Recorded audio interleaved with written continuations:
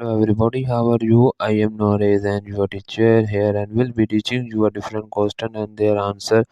So I welcome you on classdata.com where we'll be discussing questions. So let's get on the question. So our today question is, how does the use of fertilizers affect the nitrogen cycles? The correct answer of the question is, the answer is a false. There are various kinds of the instrument used to measure these factors as hygrometers, pressure sensors, thermometers, range gauge. These instruments are monitored and recorded to observe change in the climate conditions of the geographical area.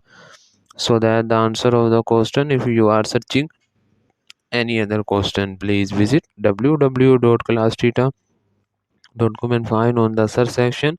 If you have any question to ask, there are answer sessions on the right side of the website.